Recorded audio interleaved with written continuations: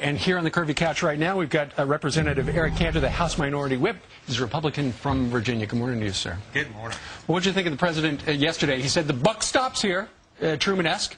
And then he also said, you know, no finger pointing. We heard that earlier. But does it sound like any heads are going to roll, or anybody's actually going to be held accountable for something that could have wound up ending 300 people's lives? Steve, we're in New York City, okay? For God's sakes, this is about life and death. Yeah. And it is time for us and this administration to come to grips with the reality that we are at war.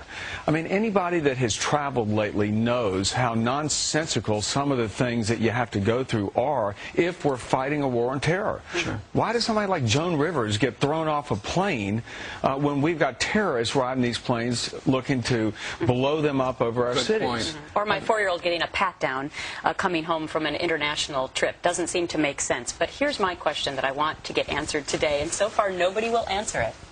Should the President of the United States know on the first day after the Christmas bombing attempt that it's an act of terror?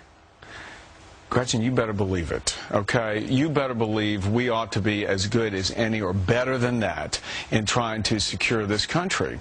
And, you know, there was a serious breakdown.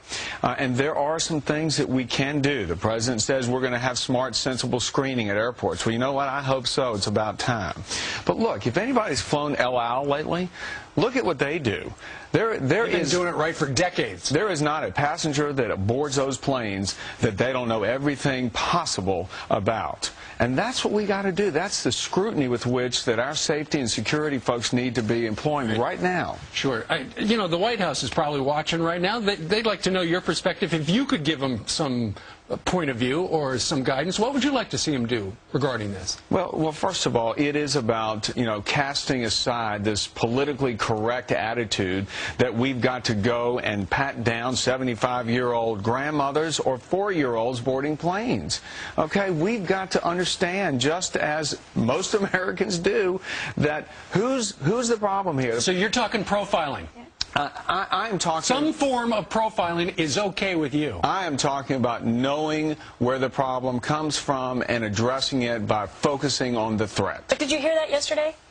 No, you know what, Gretchen? I have heard for the last 10 or 11 months, you know, the unwillingness of this administration to call a terrorist, the unwillingness to even claim that we are at war with, you know, radical Islam, the state sponsors of terror. It is what it is. And do you find it ironic that 1 year into this administration, the war on terror is back front and center? I don't find it, unfortunately, I don't find it ironic. What I do find sitting here in New York City is people all of a sudden reawakening to the fact that we're at war. Yeah, they did get the message this past week, though, and they are going to not send any more guys back to Gitmo. That's a step in the right direction. To Yemen, you mean?